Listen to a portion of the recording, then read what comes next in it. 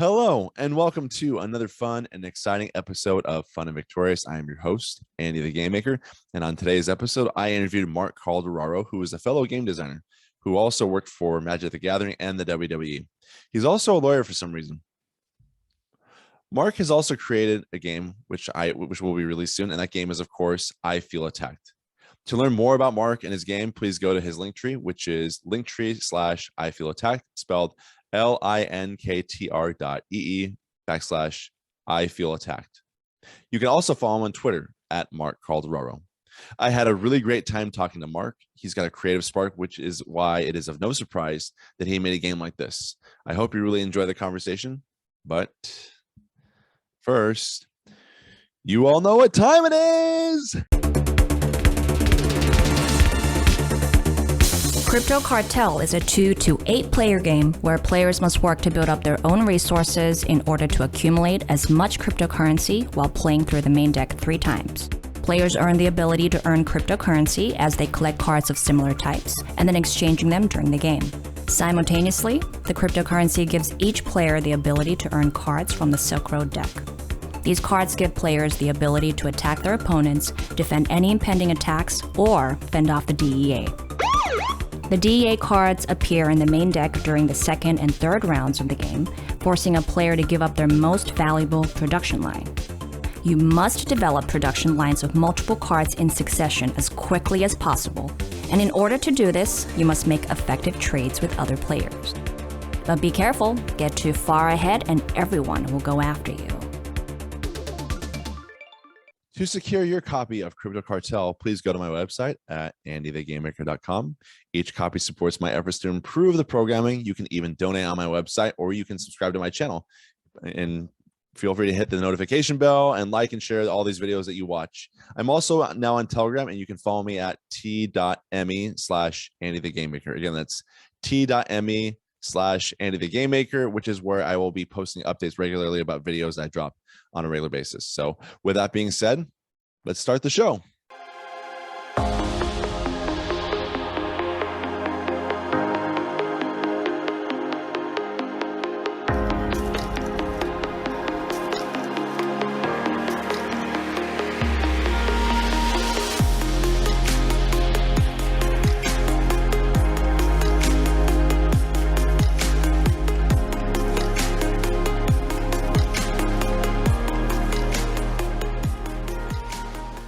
For those of you just joining us now, hello, my name is Andy the Game Maker, and this is the Fun and Victorious podcast. And hopefully, before watching this actual airing, you caught the little fun segment that Marc and I did with the some of those Magic the Gathering cards. If not, you should go check that out. But at any rate, I'm really excited to bring out our guest here on our program, Marc Calderaro. Marc, would you mind just taking a moment just to briefly introduce who you are? And what it is you got going on, and again, like one of the reasons why we're here today is I'm out of breath because I came running in. We're talking about running in. Yeah, I feel attacked. So, Marc, just take it away for a brief moment. Sure. I'm Marc Calderaro. I know you. Calderaro. I'm sorry about that. Go ahead. Sorry. Yeah. No, that's okay. You are. There's not a single person. One customer service representative said it the first time once in 37 years. So we're okay here. It means Boilermaker in Italian. So yeah, there you go. Nice. Yeah. So I'm Marc Calderaro. We know each other through your wonderful sister. Is how we met originally. Mm-hmm. And so I'm a lawyer, and I used to work for Magic the Gathering. I worked for them for about 13 years. I also worked for the WWE. I've developed some television shows and promoted and marketed films. And I think the reason I am here today, although you've kept it oblique on me, is because I'm also a game designer. And I'm designed and marketed a party card game called I Feel Attacked that is being released soon. So I love it. That's my deal, I guess. That's so great. You know, like there's a lot that you just share with yourself that I feel like I can identify with in so many different ways, in particular with the fact that when I got out of the Army, I wanted to pursue a creative career. And I very much still want to do that, which is part of the reason why I'm doing this right now, having a conversation with folks like you. But at any rate, it's really fascinating background. I totally forgot about the WWE background, which I think is very interesting as well. So real quick, so how did you get into law, in the first place? What drew you into wanting to become a lawyer? Aside from maybe like suffering like law school, like that, I'm sure that was one of the reasons, right? No, yeah, I know. It's actually funny. Okay, so first, to disabuse of that joke, I believe that law school was the best 3 years of my life, and I would do it again in a heartbeat, and I would recommend it to anyone who can like afford to do it. Basically, I think it's one of the For greatest sure, things in the of world. course. So yeah, well, people think it's hard. It's not hard. It's fine. As long as you know how to do a job, you're fine. Right. But yeah, the only people who struggled in law school were like the 23-year-olds who both their parents were lawyers and then went straight from undergrad, and they're like, I'm going to be a lawyer because I'm supposed to be a lawyer. And like, they hadn't had a job before and they didn't realize what it was like to like work 70 hours a week for something. You know what I mean? Anyway, that was not what you asked at all. I was living in Austin, and I was doing kind of film adjacent stuff. I was working for South by Southwest and Fantastic Fest as a festival programmer, and I was working at the local video store, I Love Video, that had 80,000 films, and I was producing short films. I was, kind of doing it as far as film is concerned, when you're not in LA and New York. And I just kind of hit a wall and I hit a ceiling, and I was like, right. I'm kind of frustrated. I don't see where this is going. And I really thought that a lot of my kind of depression or whatever, my kind of malaise was that I was not formally learning. I realized that I really liked learning and I wasn't learning anymore. And so I kind of did this sojourn of like, okay, if I'm going to go back to school, what are the things I can go back to school for? And I made these big charts and whatever. And I figured out that I needed the like 3 vertices and something in the middle that was like all of these things. And it was things that I think I could do well, things that I don't know anything about but probably should, and things that if I need the degree to pay for itself, it can. And so when I kind of mapped all the different things I was interested in, I wanted to do science writing. Actually, I really like science writing. I almost got into a PhD program on evolutionary biology, which is fun. And then but it was law. And I realized like I was signing contracts every day. My whole life is governed by like contracts and laws and things that I didn't actually know how they operated, And so I realized like, I kind of wanted to open up like my third eye to that world. I wanted to be able to better understand the world around me, which anyone will tell you the wrong reason to go to law school is to learn about the law. But that was exactly why I did. I did because I wanted to understand it, not necessarily because I wanted to be a lawyer. I didn't really know what lawyers were. I mean, I'm the first person in my family, at least in a long time, with a secondary education, or like an undergrad degree. So I had no idea what a lawyer did or was, but I knew that I just wanted to learn more. And I also knew that lawyers could make a lot of money. So I was like, well, I can shell out this money and maybe I'll actually see some of it back. So honestly, that was it. That was why I went. Well, but it sounds like your interest in law, actually, you said that's why people don't, to what you, just picking back on what you just said, it sounds like that actually led into, some pretty interesting opportunities after law school. Is that fair to say? No, it absolutely did. I am definitely the person that the law school keeps calling, being like, help, we have a person who like is a wacky creative who doesn't fit into any of our boxes. Like, can you talk to them? Like I get those calls all the time from the law school. Because anyone who, I just kind of carved a path. I got an undergrad degree in English, and I do have a poetry degree. And a lot of people, and that's another kind of, people often malign that degree by saying like, what job do you get with that? But what I would always say is that English degree is a utility knife. It's a jackknife. It doesn't do anything specific, but you can use it to help you do anything. You can use a Swiss Army knife to screw in a light bulb or whatever, like whatever. And so I really felt like that English degree helped me go anywhere. I just needed to know where I wanted to go. And that was kind of the exact same with law in a different way, at least for me. For a lot of people, you got the job, you go on to do your judicial clerkship, and then you work at a big firm, and then you defend somebody who's a bad guy in a legal film. Basically you're like the evil person, and then you make a lot of money and you buy a big house. But that wasn't my trajectory. But I was able to take that law degree to parlay it into different opportunities. So how did you get started in film? I'm just kind of curious about that. So is that kind of dovetailed with what was going on with the English, the English degree, or are you just doing that for fun? Like what was that all about? I liked film. That's all it was really. Is I always liked film. I didn't go to film school. But that was basically, my father yelled at me for not going to school for music. And I was always saying, because I was in bands all the time. And like, that was my life.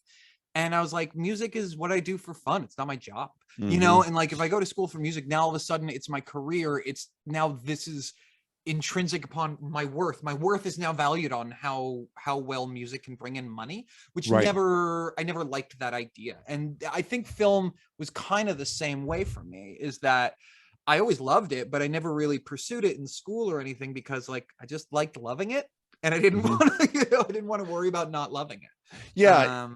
That actually brings up a very interesting point that I learned, because so a little bit about me, I'm not sure if you know about this, because I actually try to pursue I tried to go to film school after I got out of the Army. It didn't quite work out the way I wanted it to, but I'm actually happy with the way things have shaped out, to be perfectly honest, because I feel like, compared to some other people who end up going to film school, they kind of incur that student debt, and it's essentially like a home loan, especially if you want to go to a good school like USC, where it just follows you around.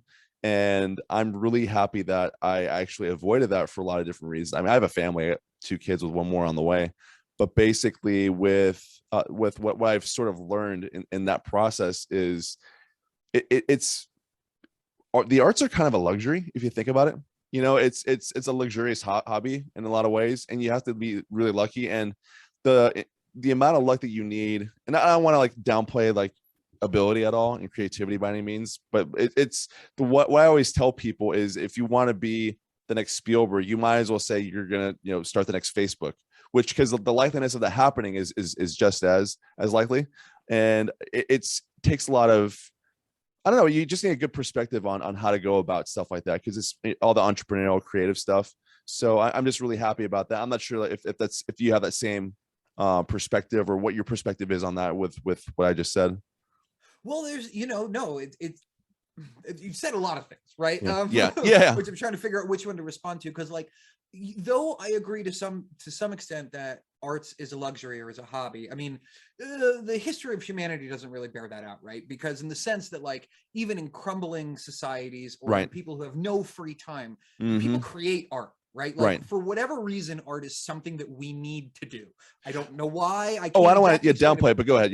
Agreed. I agree with that. But I agree that certainly building a career out of it. Look, there's a reason. It's a joke in the film industry that any up and coming new filmmaker, we're like, oh, let me guess, they're like a white person from an upper middle class, like Connecticut suburb. Or they're a legacy of someone in Hollywood already. Right. And it's not because they're not good, but it's because the steps that you need to get to that point are so difficult that, like, what's his name? The Strokes guy. What's his name? Julian Casablancas. Like, his dad owned the record label.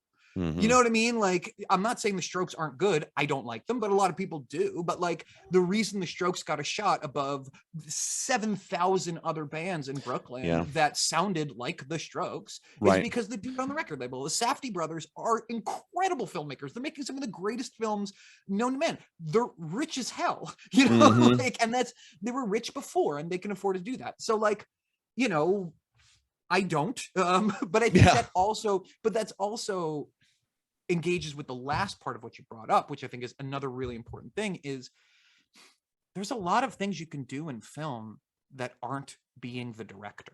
that isn't being Steven Spielberg. Right. And I think that a lot of people go in with the goal of like, when they think of film, they think of Quentin Tarantino or Christopher Nolan or Tom Cruise or whatever. But like, there's so much more to film and the film business than that. And you don't need to be the son of the Arm and Hammer fortune to break your way.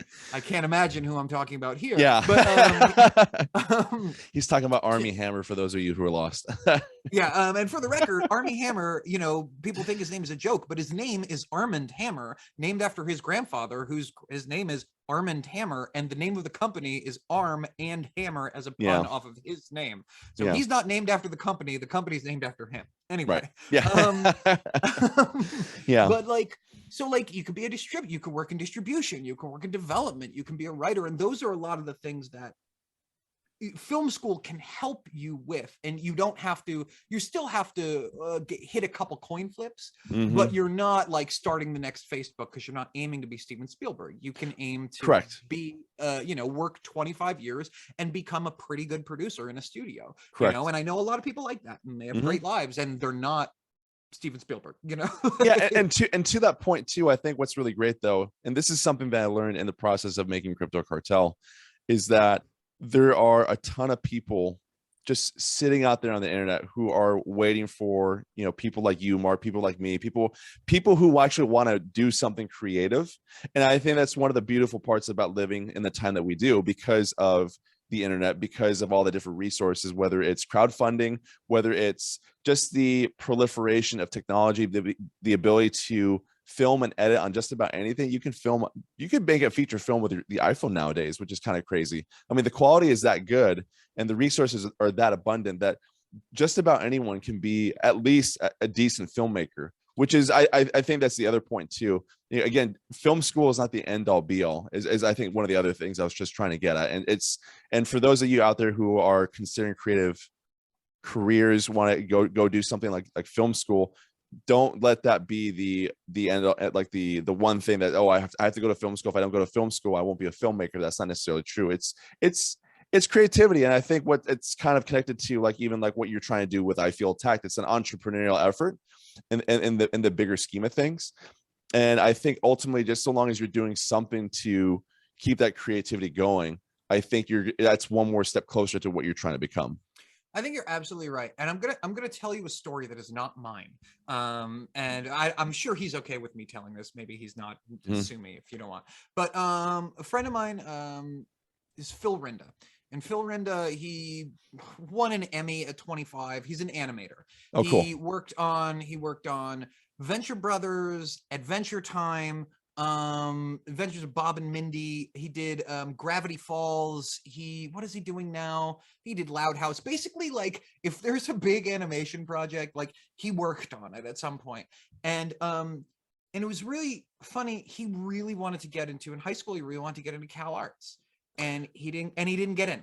He just didn't get into Cal Arts. And he had to like figure, you know, he always wanted to be an animator. He always wanted to do this. And he just didn't get into the school animators go to, you know, and he like kind of, I don't exactly know what he thought at the time, but like, feels bad. It felt very bad.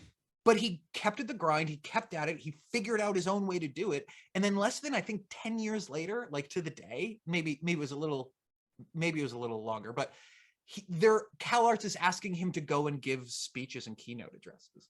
You know what I mean? Like the school that rejected him 10 years later is trying to glom off of his success. Right. You know, and so it's just like, just because, you know, you think that to be a filmmaker, you need to go to USC, like a lot of the people who went to USC now and who are filmmakers aren't making the best films. Like, that's all I'm saying. You know, like there's a really good point within that. Something I've sort of come to learn over the past year and a half. It just, because I'm sure you can identify. I'm sure there's a lot you and I have in common, a lot of interests that we have that we probably share. But I was really big into the MCU films when they first came out. I still pretty much am. I don't want to make it sound like I'm not, but I just feel like we're getting close to jumping the shark with the content.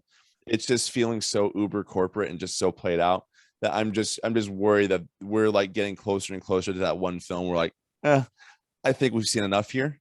And I feel like that's basically what a lot of the USC film students end up doing. Not to say what they're doing isn't necessarily good. I guess it's more so a criticism of the studios nowadays with the content that they churn out, because I just worry that they don't really think through the content that they're putting out nowadays, and that's just a concern that I have with everything that we've seen so far. And that's a fair criticism. I think that if you want to work in film, then yeah, going to USC is probably, or if you want to be a director or whatever, be the closest thing to a director you can, then going to USC is probably your easiest way to do that. But if you want to be an artist and make really good films, right, yes, USC is probably not going to be the best thing for you. You know, I mean, maybe it is. There are certainly people who will prove me wrong, and someone listening to this is going to give me some example of some recent USC grad, you know, that I'm not thinking of. What's his name? Spielberg doesn't count. His two thesis films were Amistad and Schindler's List. I don't know if you knew that. He never finished film school, so like he went back in the 90s and went, and so his thesis films, like the things he submitted, were Schindler's List and Amistad. It's very, I never knew that. That's no, but it's really funny you bring him up, because he's another person who is a really good example of, again, he applied to USC twice, didn't get in. Went to Long Beach, Cal State Long Beach's film program, and did that. But then again, he just was a trailblazer, did his own thing, and it was really obviously very successful. But they have buildings named after him, kind of like, they're just totally simping off of him, trying to make as much money as possible. So, which is, you know, and that's the sort of thing. And I think that it's really hard. It was really hard for me to learn this too.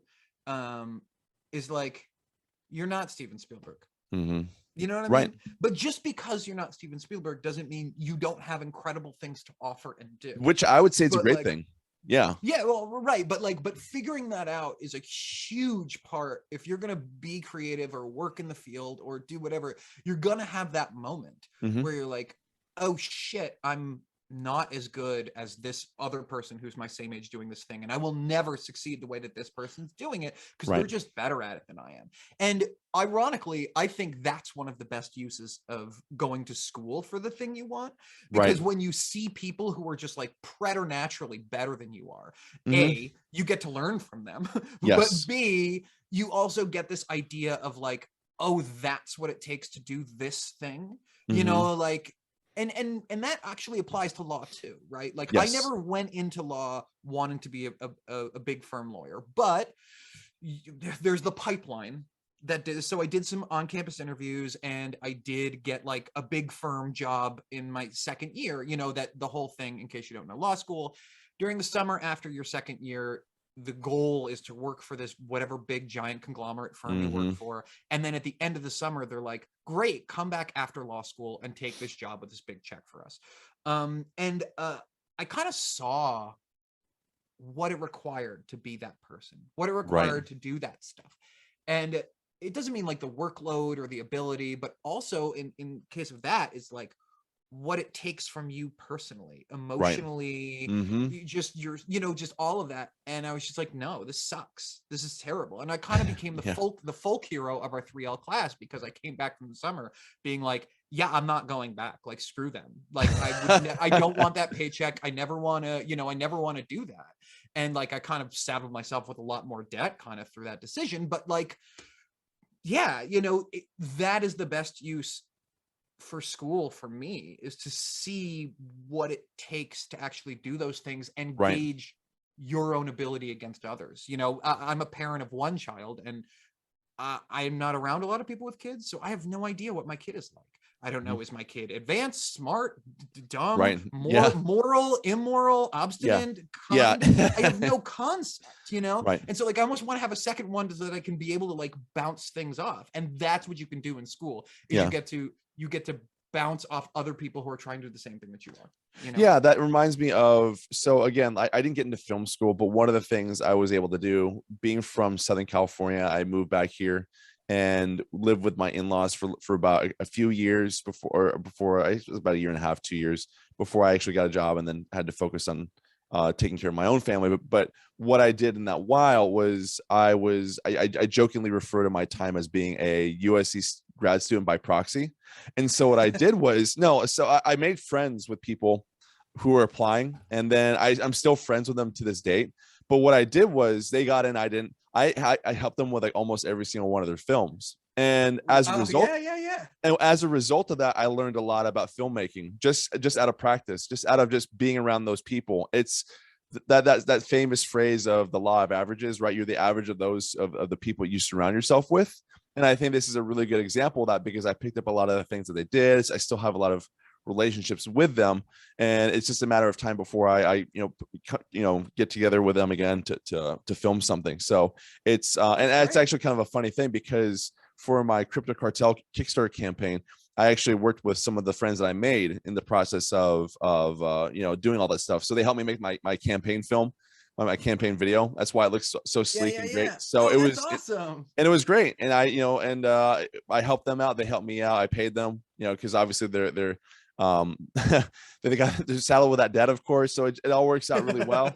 Yeah, and it was fun. I really enjoyed it, and they really appreciated it. And those friends are actually immortalized in my game. There's actually a thank you section in my game, and I said thank you for them, because they also helped out with the play testing, which was that I'm sure you're aware play testing can be a very laborious endeavor. It's you're going through iterations, and then to the point where you're like, I just don't want to play my game anymore. I mean, my God, it's like I have played this game thousands and thousands of times. Yes. Yeah. I get you, but that's awesome. Yeah, that's actually similar to me. Like a lot of my friends, went to film school, and in fact, the illustrator of my game is a director. Oh, so, cool. He kind of he made a lot of fan favorite films, short films. He won like some George Lucas awards for like best fan fiction film and things like that. But he refused to leave Austin. He really didn't want to move to LA. So like, even though he had a lot of hot meetings or whatever, he kind of fell off because he's like, fuck LA, man. So he's, which is great. He kind of gave the big law middle finger like I did.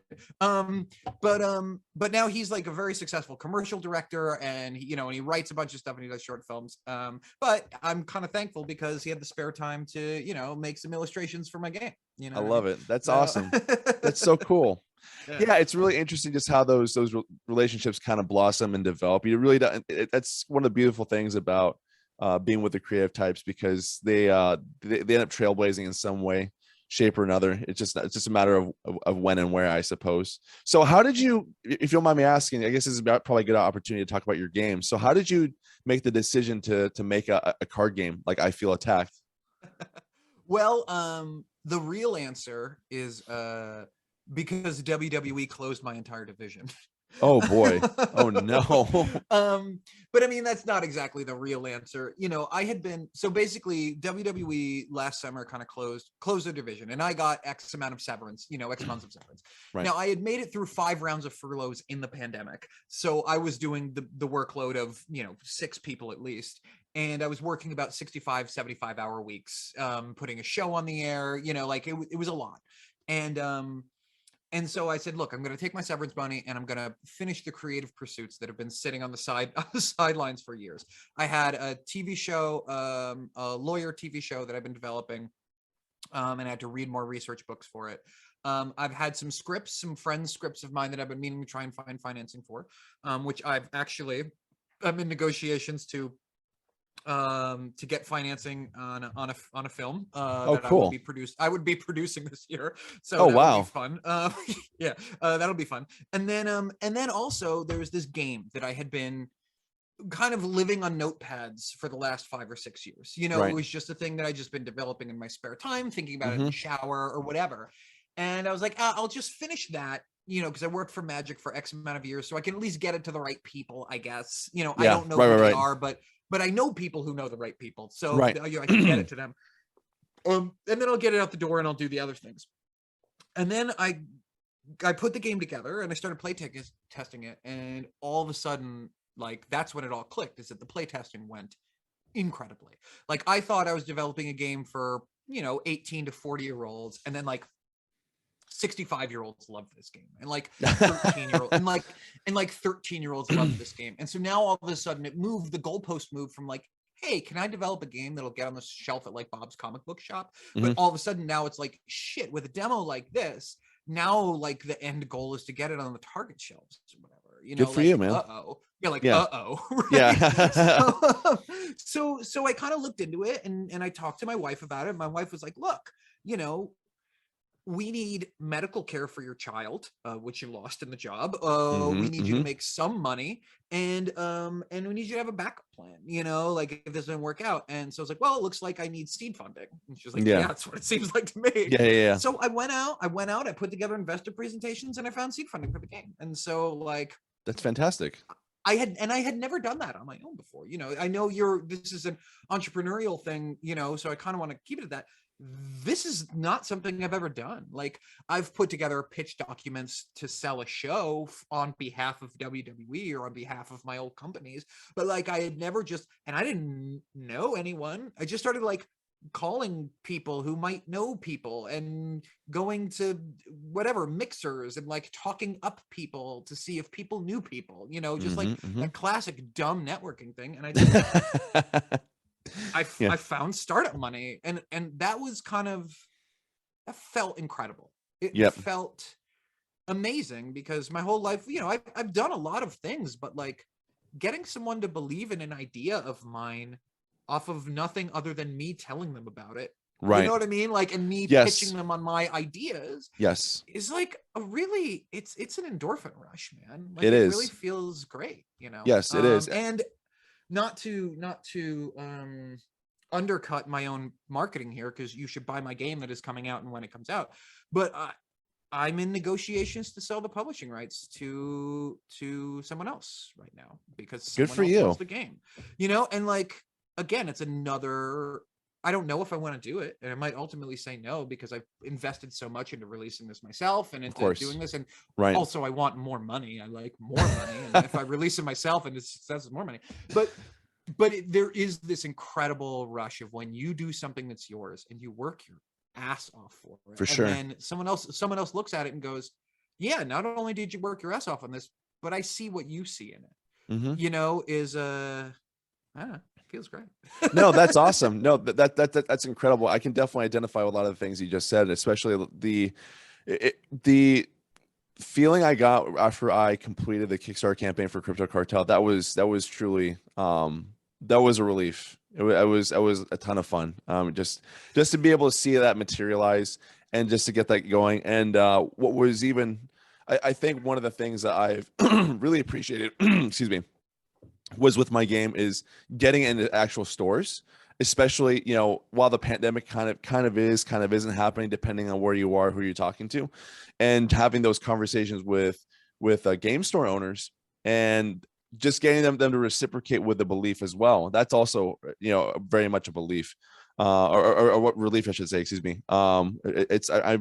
It's definitely a fun thing. So like how by the way, you calling it a relief is hilarious. You calling it a relief is hilarious. That's all. Because it is. You're correct. It is. That's what it is. It's a relief. I remember when I was playing live music a lot, people were like, oh, you must love being on stage. Like, you must love. And I'm like, no, I am a nervous wreck right now. I hate it. I feel good when the curtain closes. Right. Like when I'm done and I was like, I did a good job. Like, then I'm happy. But like before that, nope. I work for the relief. It's what I work for. No, but because it's that huge unknown, because you largely don't understand how people will I guess take your game, how they'll whether they'll appreciate it, they'll love it, they'll hate it, whatever. I think that's like the measure of success. All it takes is just for one person to believe in you and to say, here's some money for what the work you've done. Because I mean, how long did it take you to develop I Feel Attacked? Well, the design, you know, was over 5 years. The development was probably 8 months or so. I mean, you know, yeah, it was tough because there was some design development being done at the same time. But yeah, it was, I ran out of my severance money, if that's true. Yeah. Because that's roughly about how long it took me to make Crypto Cartel. It was about a year before I told myself, okay, it was It's funny because I like the story behind how I decided to make it sounds very similar to yours, where I was not so much like I was, laid off necessarily, but it's you're in that situation where I feel like you feel like you might be spinning the wheels. You want to get from point A to point B. So for me personally, I was writing in my spare time. I was in the second rewrite of the sci-fi screenplay that I was writing, and as I was sitting there just thinking about what I had done, I was like, it'd be really amazing because there's all these things I want to do with respect to just being a creative person, and they're all very much connected to one another. But one of the things I was thinking after I wrote this screenplay, I was like, it'd be really amazing if there was like a deck building game for what I was writing, so I can kind of see things and see everything fleshed out, like from a visual perspective, because you have the characters, they have the abilities, they have the locations, you have what have you, right? And I was just thinking that through, and I was just all of a sudden, the entrepreneurial mindset starts clicking. Like, I wonder how much it would cost to do this. I wonder how much it would cost to do that, little by little. And then, slowly but surely, I was stepping I was getting closer and closer to Crypto Cartel, and that's eventually how I decided, I'm gonna make a card game. It's the cost to make it is not that great. The return on it is even greater than what I put into it. And I was like, I think this is definitely worth my time to at least to try this once to see where this goes. And it's a baby step. It's that one baby step that you take that can ultimately lead to something even bigger. Yeah, no, that's really funny. What a hilarious origin story. I love it. That it was like a writing aid, basically, of like in a lot of ways of how can I, and you end up extending the universe of your screenplay, and then it takes on a life of its own. That's really cool. I like that a lot. I think entrepreneurs, if there's one thing that unites them all, is they're all restless people. No, like, I mean I'm laughing because it's true. Yeah, it's because the reason you're like, well, I wasn't laid off, but like I felt like I was laid off, like you felt like you were in this position where you weren't sure where you were going, and you were feeling this sort of malaise. You were feeling this like, where am I going next? And you're feeling this restlessness, right? And so like that ended up in creating something, Yes. And it's interesting. I mean, it makes me frustrated because, like, Americans, we're too obsessed with work culture and the fact that you need two incomes to really support a household, and we're against UBI, whatever, blah blah blah. Yes. But I think if you give the people, I really do think one of the big reasons why, actually, instead of moving to LA after law school graduation, I almost moved to DC to try and start a universal basic income lobbying firm. At the time, that was like a huge thing. Of course. I mean, nobody cared about universal basic income at the time I graduated law school.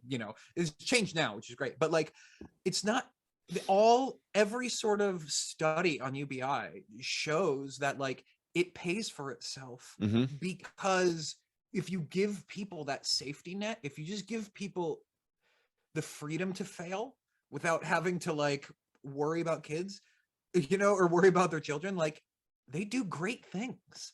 They do really awesome stuff. You know what I mean? And I love the idea that other people can do that, and not just people like us who can't help but do it. Right. We do it because of this compulsion we have, like, which regardless of how much our society kind of doesn't set up the system for us, we're going to like do it because we just have to. I just think it's so fun and so wonderful that everyone should be able to do it. No, seriously, I think that there's a lot that I can latch onto, and I think what's really great is it kind of goes back to what I was saying about like the internet, for example, like just the fact that everything is becoming more decentralized, the fact that there are just so many other resources. And that's like to the point of your friend who didn't want to go to LA. He can just stay in Austin and still be a successful filmmaker. You can literally do that just about anywhere nowadays. And I think that that's one of the another one of the best parts about living in the day that we do. It's really interesting. I never want to say the phrase the positives of the COVID pandemic, but one of the there's silver linings and everything. And one of the interesting things, especially with, let's say, the film, because you're right, there's nothing stopping you from living in LA and being a filmmaker. The problem is the access to all the infrastructure is somewhere else, which means that for you to meet all of those people who have the infrastructure, the money, the kits, all of that stuff isn't there. And so a lot of people who choose not to go to LA or New York or whatever find trouble, not because of like there isn't the will, but there isn't that sort of moneyed industry there to make it all happen. So the people, all my friends in LA or all my friends in Austin were making movies with budgets between $25,000 and $100,000, whereas the same equivalent people in LA were making their independent films for $250,000 to $500,000, right? Right. But something due to the pandemic now, like they could still gatekeep in that way. Even if you know, if you didn't live in LA, it was easier to gatekeep that sort of stuff. But now that's gone. Now everyone is conducting meetings over Zoom. Now everyone is doing drinks over Zoom. Now everyone is podcasts over Zoom. There's no excuse for Paramount to not take a meeting with you anymore just because you're not willing to live in LA. And people will get drinks with you. The people you need to talk to will hop on a computer with you. Whereas 4 years ago, it would be weird for me to say, hey, you know, you want to get Zoom drinks sometime? Like, but now it's not weird anymore. And so like that last barrier, that kind of like social networking infrastructure component that was only in LA and New York and not really elsewhere is now gone. Yes. And that's most solely due to the COVID pandemic, which is really interesting. But do you think that's kind of like where it was headed even before the pandemic? Yes, but the gatekeepers are still the gatekeepers. There's 100 years. There's 100 years of infrastructure otherwise. And if you talk to my illustrator, Joe, he would tell you exactly the problems with not living in LA. When he went out to LA, his schedule was packed with meetings, but the second he disappeared, they forget about him. You know what I mean? And they think about the people they see all the time. They think about the people who are at the mixers. They think about the people who that guy keeps selling them down the hall. You know, like if you're just not there constantly, there's what's that called? There's an impetus to it, you know, and keeping that impetus going with things that cost $100 million to make and take 7 years. Right. You just need to keep pushing the ball. And if you don't keep pushing the ball, then the ball stops and you never get it going again. And so I agree with you that it had shifted, and the decentralization, like 40 years ago or 30 years ago, making a movie in Austin at all was basically impossible because the lighting kits didn't exist, because the camera rigs weren't here, because you didn't have dollies. Like obviously Linkletter made Slacker, but that's barely a movie. That doesn't count. You know what I mean? Yeah. But you could make a real movie here now. All of those things are done, but there was still that sort of, I don't know, je ne sais quoi, it's a legitimacy or whatever, like that is very difficult to maintain.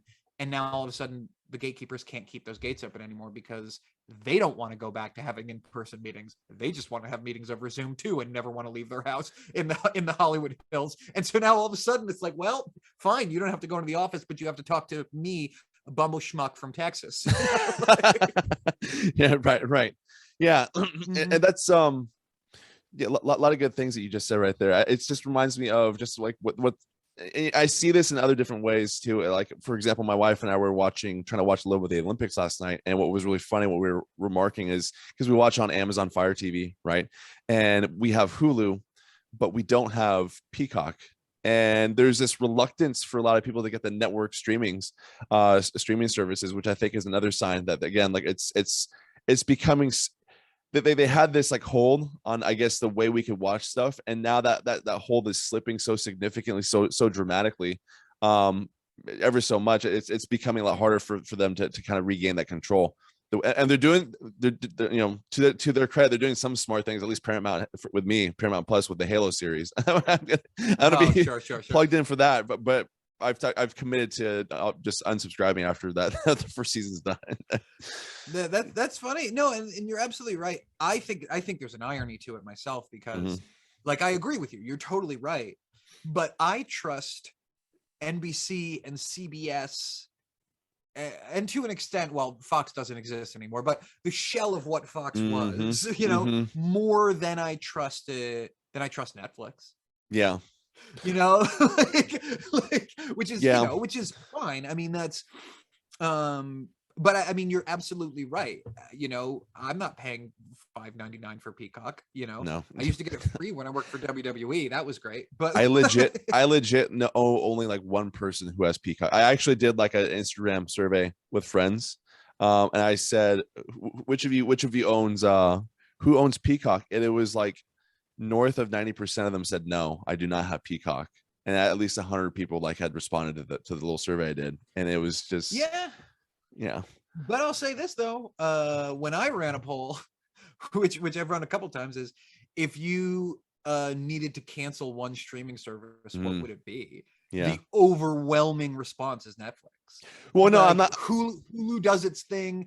No, yeah. I mean, know, but to your point though, I'm sure you've been keeping up with what's going on recently. But now they're all removing the Marvel stuff on Netflix, like Daredevil is leaving. So is Agents of because Shield. they're not going to renew the contract because it's going to go to Disney probably. Well, I don't think Disney. Well, maybe Agents of Shield, but I think what they're saying with all the Daredevil, Jessica Jones, all the Defender stuff, I think that's actually going to Hulu. But that, to me, that makes sense because Disney is, I guess, a large shareholder of Hulu, so that's why it's going. And they tend to show like more adult stuff on Hulu than they do on Disney Plus. Well, but ironically, Disney wasn't a shareholder of Hulu. Fox was.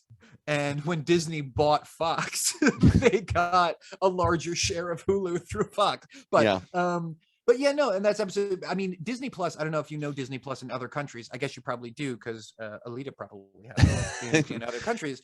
But Disney Plus has like Aliens in other countries. If you go to like England, all the Fox catalog is on Disney Plus because they don't have Hulu internationally. Hulu is a national streaming service for the most. Interesting.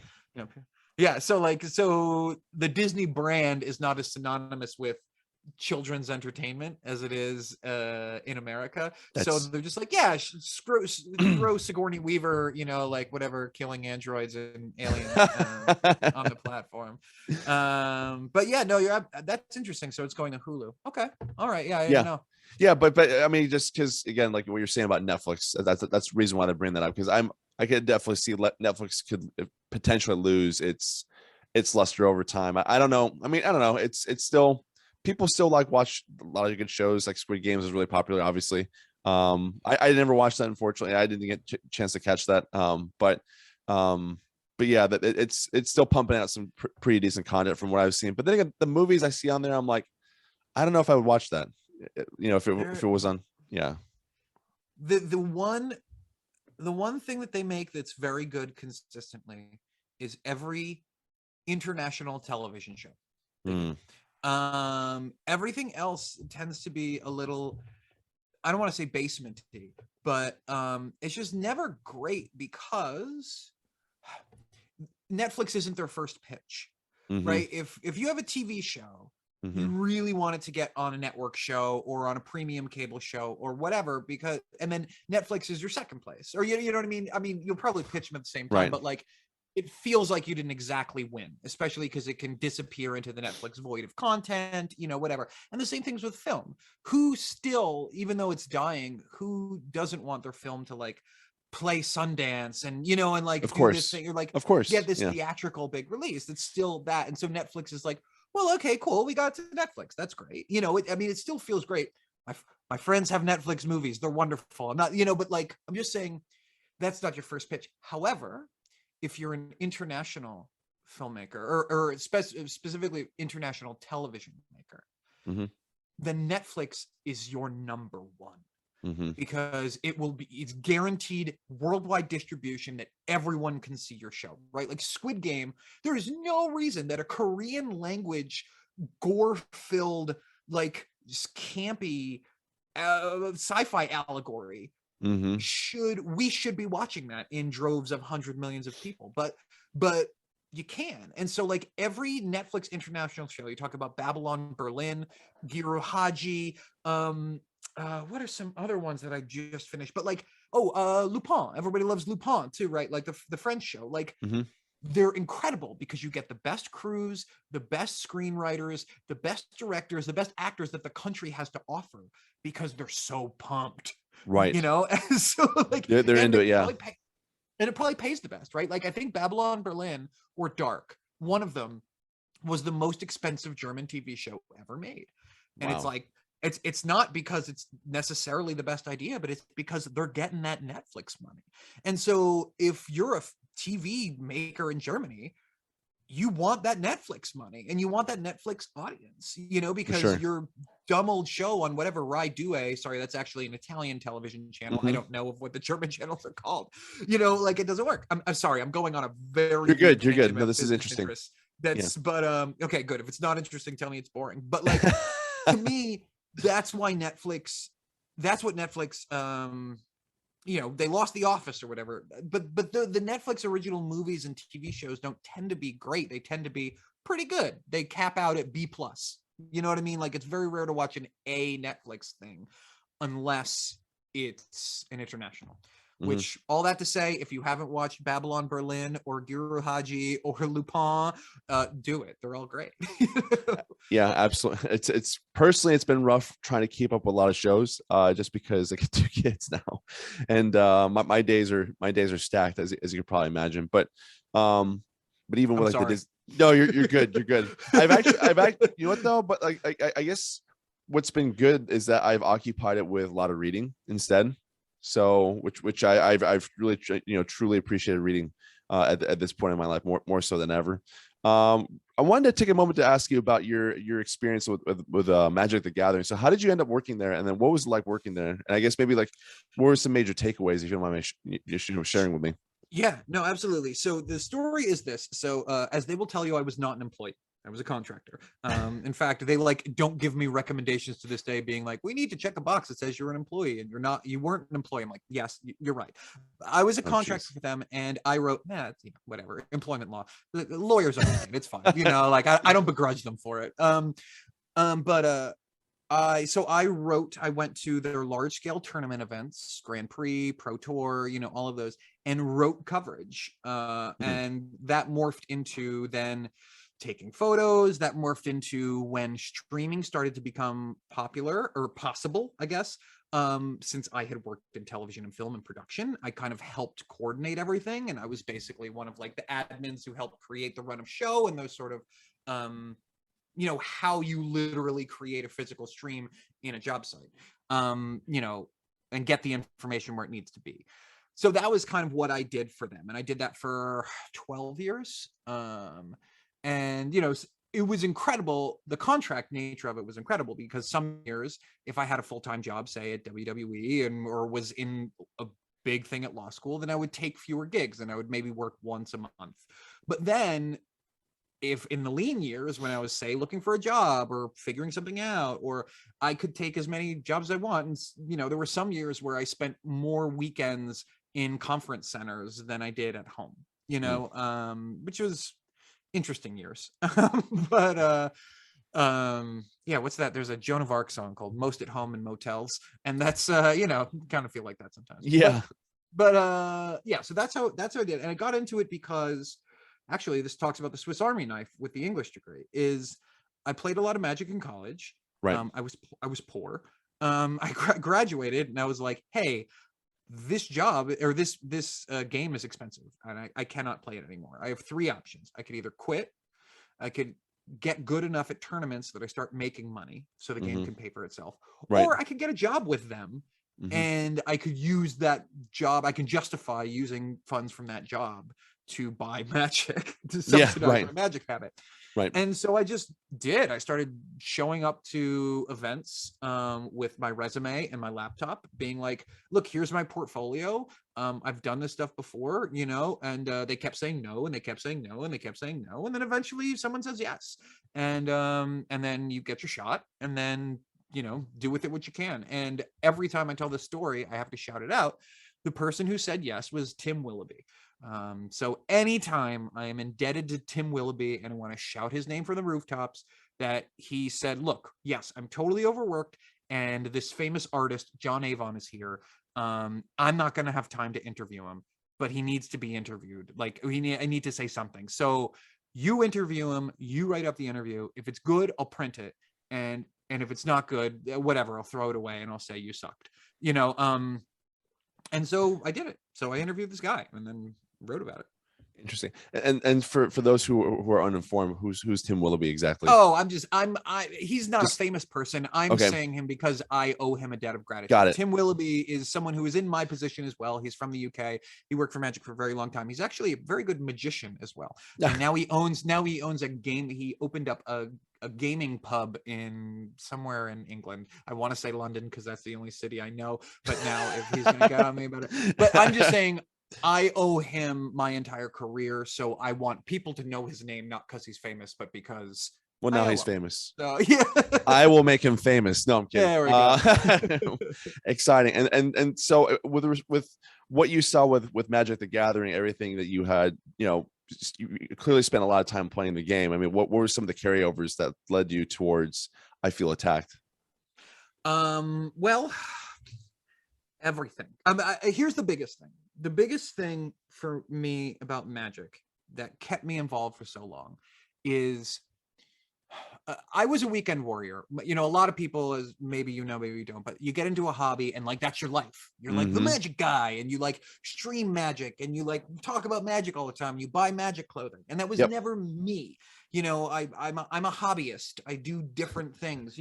I have movies on my shelf, but I also have this book of dictionaries, and I have some games here, and I have like I'm just kind of an eclectivist or whatever. So I hung out with a lot of people who didn't play Magic. I did not have a lot of friends who played Magic, but they all knew me as their friend who played Magic, right? But every time I would meet someone who was like, oh, you like Magic, right? Like, yeah, I used to play that when I was in middle school. And then you wait a beat, and there's silence, and then they go, I had this really cool red-black deck, and there were skeletons in it, and I had a fireball, and then they start yammering onto you about this thing that they haven't thought about for 20 years. Right.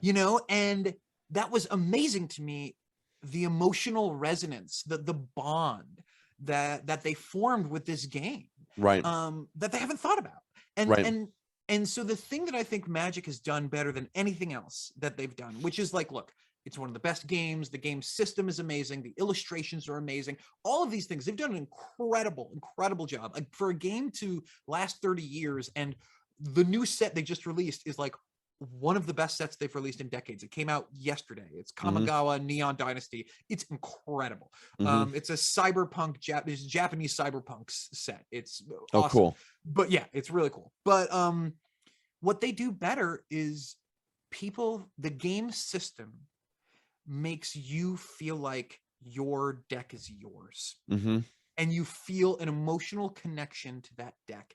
And so it has people 20 years later remembering that there was a color black that they had in their deck, and they had these skeletons, and they put this thing in it that would do this thing with skeletons. It's like, why would you remember that? And it's because your deck is yours. And there are so few games that live on with you after the box because you felt that you creatively expressed yourself. You've created a game avatar in this game, and that's your deck. Your deck is like an avatar of you. And they do it so well. And so I tried to replicate that. I tried to get aspects of that in this game, which we haven't actually talked about what the game is yet. So to answer your question, I have to explain what that is. For sure. But basically it's a dumb old party card game that kind of feels a little bit like Apples to Apples or Cards Against Humanity, where you have the rotating judge mechanic. But the idea is every single card in the deck, it's one deck, and it's just it says people who, and then a characteristic or behavior that some people have. For example, you do this. I learned this trick, right? Yeah, people who are constantly late. Yes. People who collect vinyl. Yeah. People who buy trucks too big to fit in their garage. People who are Disney adults who didn't go to prom, who know their Hogwarts house, who smoke. Actually, another one that I designed that got cut was people who really, really miss smoking. But the vapors. That's another one. People who vape. I mean, yeah, that's basically the same person. Yeah, all right, yeah, exactly. Well, and so the deal is, so what you do is when it's your turn, you pick a card from your hand and you put it face down, or you put it face up, like people who did not go to prom. Then everyone else tries to look in their hand and find the cards that they think are most likely also people who didn't go to prom. and then you put them face down. So I don't know, whatever, you know, I can't think about it right now, but like people who have a hard time getting bank loans, or people who own fancy hats, or people who play Dungeons and Dragons, or whatever. Okay, like people who didn't go to prom, and then the judge kind of picks. And there's also kind of a lawyer like flagging mechanism, like a play review. You can throw a challenge flag if you think the judge's choice is wrong and argue your point. So anyway, all that to say, how I wanted this to feel like that aspect of the emotional resonance of Magic is I am developing and releasing small themed boosters to add to your deck. In fact, the box is this big, but the deck only takes up this much space. And the reason is because it is built to add these little things. And the themed boosters are themes like gamers feel attacked, or military members feel attacked, or lawyers feel attacked, or millennials feel attacked, or boomers feel attacked. And what you're doing is these are basically apply to everyone, right? Like people who get Starbucks every day. Like everybody knows that person. But there are things that in your subculture that hit closer to home. Yeah. Right. You know, if you're a gamer, one of the ones when I was going to the game convention pitching gamers feel attacked, this one really resonates with people, is people who lied when they said the game only takes 2 hours. Right. Yeah. See, right. And if you're a gamer, that's hilarious. But if you're not a gamer, it's not for you. Right. You know, like there are in the lawyers feel attacked set. Absolutely, there is going to be a card that says people who sign their emails, ESQ. You know, like, and if you're not a lawyer, maybe that's not funny to you, but like it is funny in the law community, you know, and just like people who lie when the game takes 2 hours. And so the idea is, if you acquire these little $10 extra booster packs and fill this thing up, now all of a sudden this box is you. This box has all of the things that make you in it, and your friends. And when you play it, it feels like it's yours, you know? And that's, and so that's the number one thing I love about Magic, learned from Magic, and then tried to implement exactly in my own game. I knew that took a lot of predication. No, that's great. I actually, I love hearing that, because it reminds me of one of the reasons why I love board games, tabletop games, what have you, because what I always tell people is, you're collectively with other people creating a narrative right before your very own eyes, which I think is because you always have that one game, for example, that one game experience that you always retell. For example, there's a buddy of mine who ended up moving to Italy. He's doing some really cool VR stuff out there, like basically like some stores where you can play like VR games basically. But anyways, one of the things that my family to this day still talks about is, I'm sure at some point everyone has played Risk. Right. There's always that one Risk story or two where a table was flipped or something like that. But in this instance, no tables were flipped. But my buddy, his like last stand was it's of all the places that he could possibly hold down, it was Afghanistan. And wow. That was his last piece. But he had just enough resource cards where he took over one person like completely, then took all the resource cards, took over another person, took all their resource cards, and ended up winning the game because of from Afghanistan. From Afghanistan, one of the harder to defend territories too in the game. It's not. Yeah. But it was just like, I mean, like now that I've haven't thought about that since for a couple of years now. That story. Now thinking about this in 2022 after last summer, just sort of like, yeah. With the way things have been with Afghanistan, it's just sort of rough. But at any rate, it's just what I love about games, because there's a whole social element. And I think one of the things that worried me about the pandemic is, well, one of the things I thought was a bit challenging for me is trying to imagine people getting together, at least at first, to play board games when everyone's kind of encouraged to quote unquote Netflix and chill. But that was a really good opportunity for people to learn about, like, for example, like the Jackbox games. I think those are great in virtual settings, which I think were great to help pass time. So yeah, look, I definitely timed the release of my game to be when I thought we were going to be out of lockdown, or at least out of like being past it. Oh, dude, you want to hear a timing story? Oh, this is like not to go too much about my game, but basically like so the Kickstarter campaign ended November 2018. Interesting thing about my campaign too, because you'll appreciate this. I'm taking the content from the game to create a graphic novel series. So if you look back at the Kickstarter campaign, people paid to become supporting characters in one of the 10 different stories that I'm writing in conjunction with the content from the game.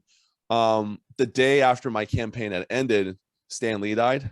Kind of a little eerie note right there, but like it's just kind of like symbolic to me that you know, one phase has ended, another phase is beginning. If I'm looking at this, if like silver linings, if you will. But then I got the inventory for my game. It took about a year. So, you know, all of 2019, it took, you know, for them to get my inventory down, because one of the features of my game is like a shipping container. It's the box is like a red shipping container, and so plastic injection molding is a real pain in the ass for those of you listening. But at any rate, I got it done. But then I finally got the inventory of March 2020. When the only thing anyone wanted to buy was face masks and toilet paper, and no one wanted to get together. Conventions were canceling and everything was going virtual. And yeah, so talk about like a real curveball towards, and of course you look back at all the months that you were arguing about plastic injection molding, and you were like, should I just not have done this? But like, how would you have known? There's no way to like second guess that. Oh dude, like it was just so daunting for me, because all the work was being done overseas in Taiwan for my game. And so what was really frustrating for me was I just through networking through people who I kind of knew, and then, you know, making my point of contact with a guy in Taiwan. I like barely knew this guy. And so when things weren't happening when they were supposed to according to timeline, I'm like, did I just get hosed with all my money? It was just that moment where you're just that unknown, where you're just like, did I make a horrific mistake? Is my life over? Am I going to be shamed for the rest of my life? And that all worked out, fortunately. When you like wire that first transfer to like some offshore bank or whatever, you're just like, when you like hit the send button, you're like, oh my God. Totally. It feels like the hardest push. It's just like, oh my gosh, it's just like, is this gonna work? Is this gonna happen? It worked out. It worked out well. I mean, it just goes to show you that I guess I networked correctly in this particular instance. So you just gotta do your due diligence. For any entrepreneur, just the biggest thing is do your due diligence, man. If you don't know something enough to assess it, then you have to learn enough about it so that you can assess it. All that takes time. You just got to do it so that you don't hit the wire transfer on the wrong transfer. Oh my, yeah. It was daunting. It worked out well. I'm definitely sticking with these guys though, because they did a great job from top to bottom. Well, as I'm working with someone in China, I wanted to correct you by that's where your game is being produced, in Chinese Taipei. Oh, okay, John Cena. Oh my goodness. Well, yeah. So I wanted to actually take a moment to pivot here, because I'm not sure if you've seen any of my other shows or podcasts, but we have a fun segment that I always do in the conversation. I was afraid of this, man. I was afraid. This is where I really got to show my stuff. Okay. So what I've done here is I've curated a whole bunch of photos here of people who play Magic or Dungeons and Dragons. Okay. All right. So in this photo, there is a famous Magic player. Can you identify who that person is? Okay. All right. Well, he has to be less famous than Joseph Gordon-Levitt, because so I don't know. But I do know that if this person was Joseph Gordon-Levitt level famous, so say James Franco or Seth Rogen, I would have known. So I don't think it's either of them. Based on the time period and their ages, I think that Linda Cardinale would not be a Magic player either. Jason Segel, he likes the Muppets too much. I'm gonna go with Martin Starr. Yeah, it actually is Seth Rogen. Seth Rogen plays Magic. Yes, really? He plays Magic. Why have I not done a crossover marketing thing with him when I was at Magic? Now I gotta talk to the right people here. What the hell? For sure. They get like Danny Trejo to be in their commercials. Why isn't Seth Rogen in their commercials? Failing on their part. For sure. So Seth Rogen. All right, next one right here. Which of these Supermen are famous for having played Magic, or known to play Magic? Oh, it's got to be Henry Cavill. He's a nerd. It's actually Brandon Routh. Really? Yeah. Yeah, But Henry that's a Cavill's good guess. He's such a big like video game nerd, right? Like Yep. I just assume it's Cavill. World But of Warcraft. That's actually how he found out he was going to become Superman. He's been playing World of Warcraft, if I remember correctly. wait, All right. really? He was playing. Oh, that's hilarious. Which member of which cast member from Firefly plays Magic? Oh my God. Why don't I know any of this stuff? Well, it's probably okay. It's not him. He likes, okay. I'm gonna guess. No, I don't think Alan Tudyk is actually a big enough nerd. Whatever. Let's say Summer Rao. It's actually Alan Tudyk. It is Alan Tudyk. Okay. Yeah. All right. You need to pull up George Costanza. Go against your instincts. Go against yeah, that's right. It's opposite. All right. I think this one. I'm gonna guess you're gonna get this one right. Star Trek Next Generation. Who plays Magic? Why, you're just saying because I only know one of the actors' names? Look, I mean, well, okay. So if you're saying you think I'm gonna get it, then that means I should probably guess Patrick Stewart. It's actually Will Wheaton. It's actually Will Wheaton. I'm sorry. I cut you off. Yeah. Wait, who's Will Wheaton? You don't know Will Wheaton? It's Wesley. Well, I know he exists. Yeah. Oh, that's Will Wheaton. Yeah. Oh, I jumped the gun on that. Apologies. I've never seen TNG. Yes. Oh, I you haven't? Will Okay. Wheaton. No. I actually had a podcast idea for me watching TNG. So yeah, we could talk about it off air if you want to. For sure. Yeah. Actually, there's a whole bunch of episodes I still need to watch. So that's Will Wheaton. What does he do in the show? He's Dr. Beverly Crusher's son, which is weird that she's not even in this photo. Well, no, I'm sorry. She was replaced briefly on season 2. I'm forgetting the name of the medical officer. So he's like the kid. Is he? Is he good? Is he a good kid? Is he a bad kid? Is he? He's a good kid. He just is kind of annoying. Okay. There's a whole bunch of film compilations of Patrick Stewart saying "Shut up, Wesley." Like, oh no. Yeah. Okay. So all right. Yeah. Joseph Gordon-Levitt. Yes. I know the answer to this one. Yeah. You named off that earlier. Yeah. Yeah. All right. Okay. Who from the TV show Old School plays Dungeons and Dragons?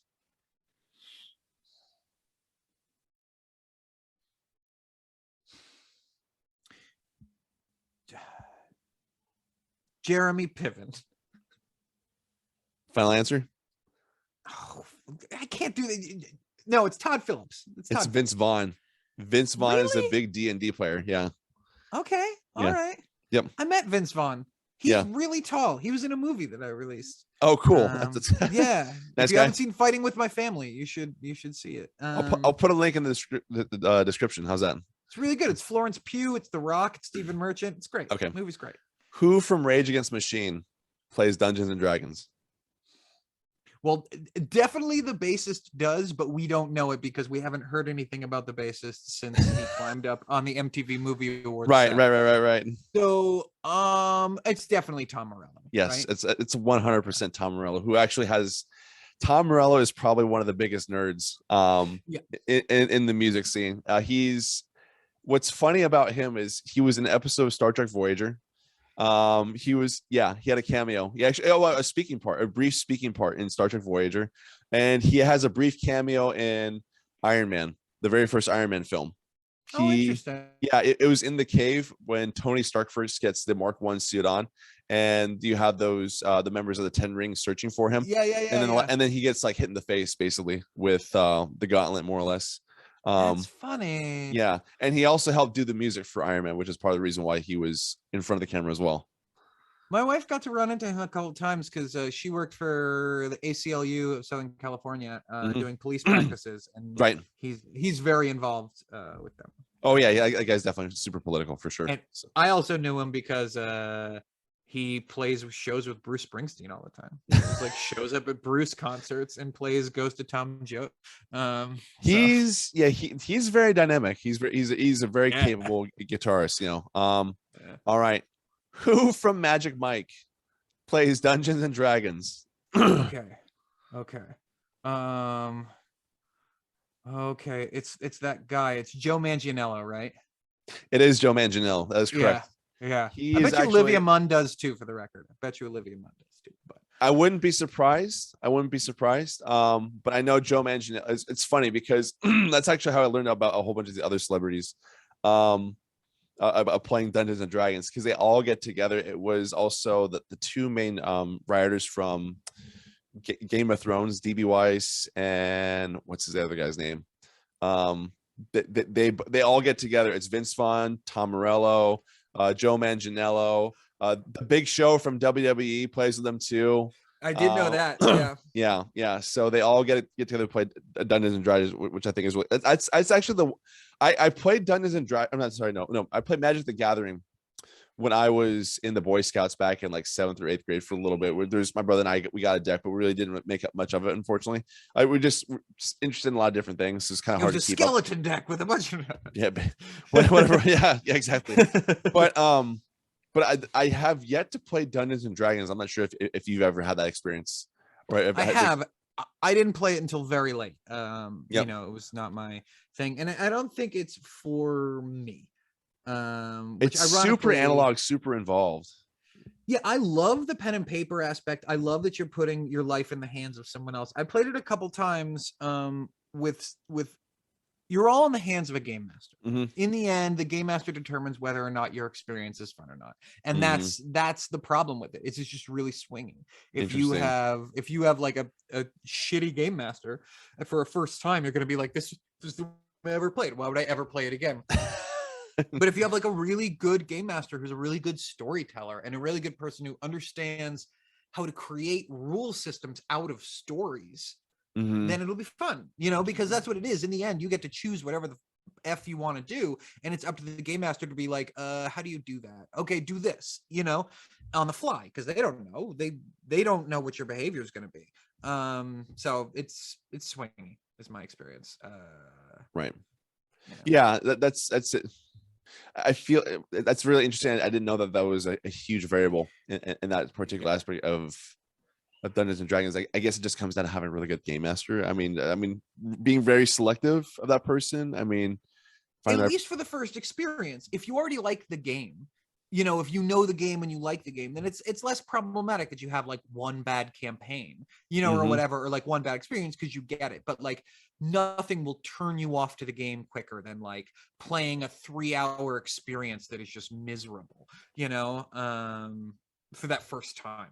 You know, and so you just have to, the first one you play with, go with established people who play all the time, and with a game master who's like, he's not trying out his first campaign. He's like run 50 of them, you know, or whatever. Yeah, that's the best way to do it. Interesting. Yeah, that's one I haven't played yet. I haven't played Axes and Allies yet, unfortunately. That's another one's kind of slipped past me. Overrated. Have you played Diplomacy? Why does that sound familiar? I can't say I have.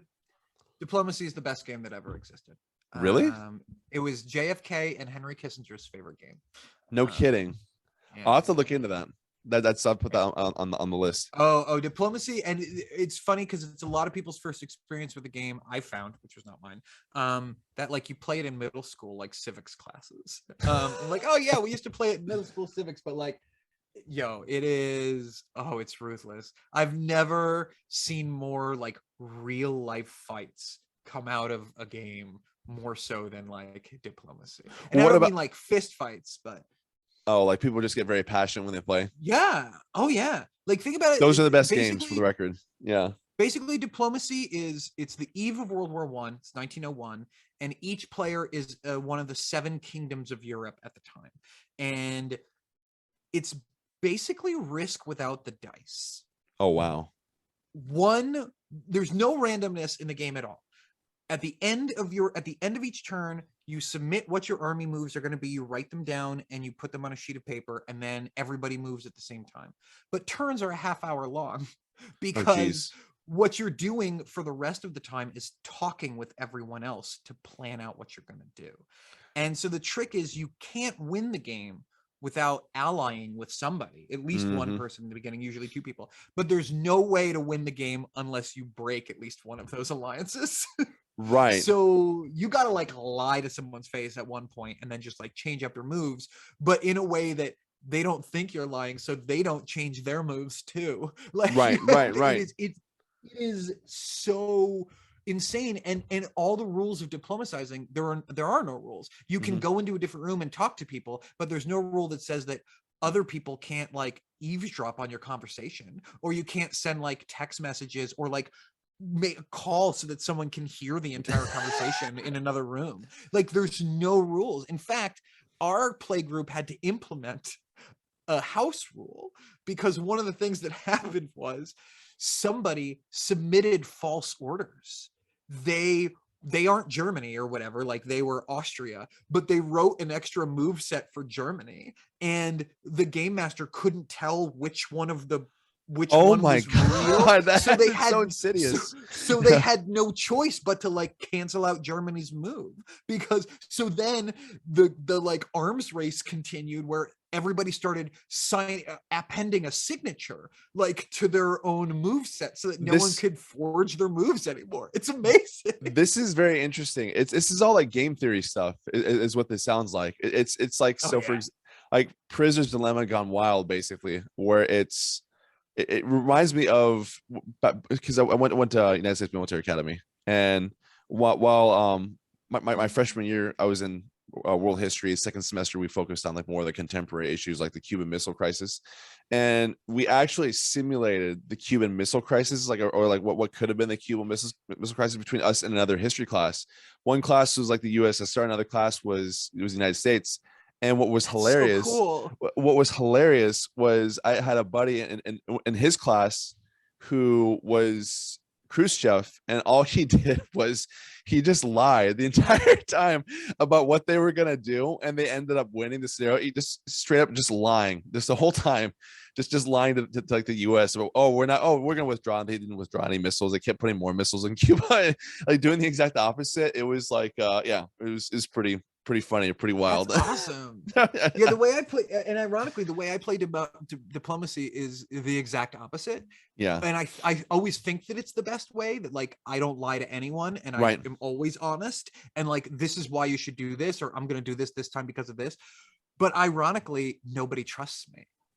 They think that I'm like trying to get one over on them, or that I'm like, I'm being withholding or whatever. So like this whole honesty play like doesn't work in diplomacy. You actually have to be a little withholding so that people like think you're being more honest, which is absurd, but like that's how it works. It's actually really interesting because I was I've been just learning, just like I said, reading a lot of philosophy recently, and one of the things I've kind of come across is like this is kind of plays into this because it runs downstream of, I guess, like hedonism, but then morality with like pain and pleasure, talking about stuff like David Hume. I'm not sure how deep you are into philosophy, but basically the whole idea with, well, one of the things that comes out of the whole prisoner's dilemma is that the immediate gratification can sometimes be the demise of others right away, but then conversely can come back and bite you in the ass. And I guess a really good practical example of this is, I guess, like in Alaska or in industrial fishermen, they have to be very careful with how they fish, because if they fish too much too often or don't work together, it just ends up screwing everyone else over. But that's very much falls in line with, like, it sounds like diplomacy is kind of like, plays with a lot of these ideas as well. Yeah, and that's the entire game. And for a lot of people, that's why they hate the game, because all the game is talking, right? Like the strategy, the like actual movement strategy isn't really the game. You're not like tricking anyone with how everybody knows how you move them. The trick is they don't know where you're moving them, right. Or they don't know who else you've coordinated your moves with. And so like, which is it's intense, man. If you have 7 people, I would suggest getting an 8th to be the game master for your first time, who understands how to resolve movements, because it can be a little confusing and annoying.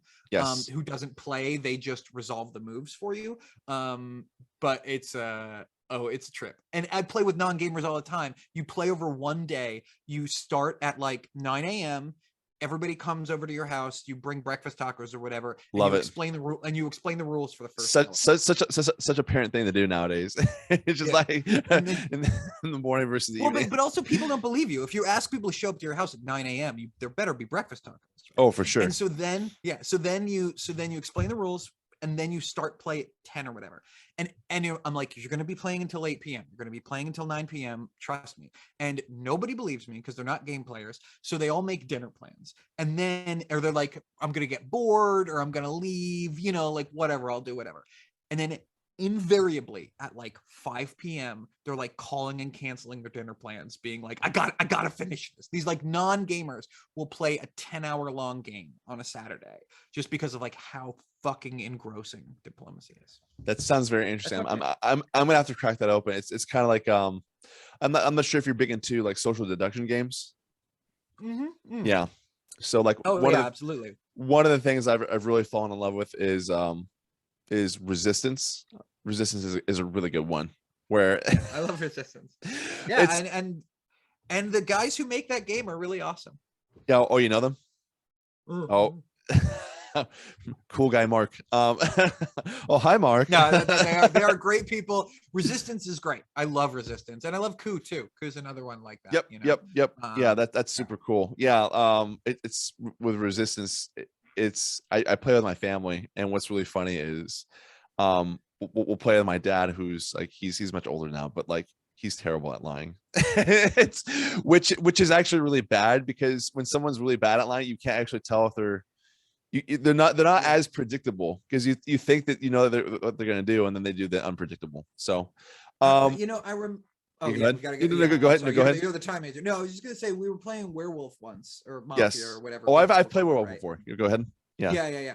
And this one guy he was drunk the whole time. We played like 7 rounds of Werewolf, and we were playing for like 5 hours, and this guy was just being a drunk bore, you know, the whole time, just being an asshole, whatever, didn't really care. And it was time for the last round, and we've been playing for whatever, you know, we've just been drinking and, you know, whatever all night, and it's like 2 a.m. now, and he's just continuing, and we're trying to figure it out. Me and this other person are like, it's either this person or, you know, or it's the drunk. And we're like, he hasn't changed at all. He hasn't, like, but there's no way it's him. Like, and we all voted this other person off or whatever, and it was him. And the game ended, and he just like stood up and took a bow. That like he had been drunk, kinda, but he was playing it up for like hours and hours until he got the werewolf card, specifically so that he could like go under the radar and lie about it, you know, or whatever. And I was like, oh my God, what a fucking genius. What a long con, you know? But you know what's really awesome about that is that makes for a great story, to your point. You know what I'm saying? Which I think is great. And that's why I love board games, because you can definitely do that. Or board games, social deduction games, any of those type of analog games, social games. So, well, Mark, I got to wrap this up here, but Mark, this is a really fun conversation. I really had a great time conversing with you about a lot of this stuff. And sorry, it went in a lot of different directions. No, this is good though, because so like again, like I think there's a lot of really good nuggets you share with everyone who's listening, which I think is really awesome. So real quick before we part ways, so what's the best way for people to follow you on social media? What's the best way for people to follow I Feel Attacked? What are your social media accounts that you'd like to share with us, or even email? Yeah, well, I mean, the easiest way to go is go to LinkTree, / I Feel Attacked, because that has all of them there. And whatever you prefer, if you prefer Instagram, I make 2 TikTok videos a day. Nice. I'm myself at Marc Calderaro on Twitter, which I hope he'll link in the description, because yes, I will. You're not going to spell my weird Italian name. But, I will butcher it though. Really, but really, you can get to everything through linktr.ee / I Feel Attacked. Cool. And so whatever format you prefer. But if you like to hear me ramble, then you can go to my personal Twitter, which I'm going on a legal podcast, I'm going on a film podcast to make a top 10 list of courtroom films next week. And so I've been doing nothing but watching courtroom films, and that's all I want to talk about. And I did so good that I didn't bring it up once on this conversation. That I've just been like, my whole brain is just like, I don't know, is this movie the best? What about this one? Yeah. That's cool. I'm around and I ramble. I love it. No, that's great. Well, Mark, thank you so much for your time. Really appreciate it. And I look forward to reconnecting thanks soon. So much for having me. I had a great time. I really definitely, man. Definitely. And everybody, if you didn't check out that intro video of him showing me a bunch of magic dongs, you really should. So enjoy it. Awesome. All right. Thanks a lot, Mark. Appreciate it. Yeah, absolutely. Great day, man.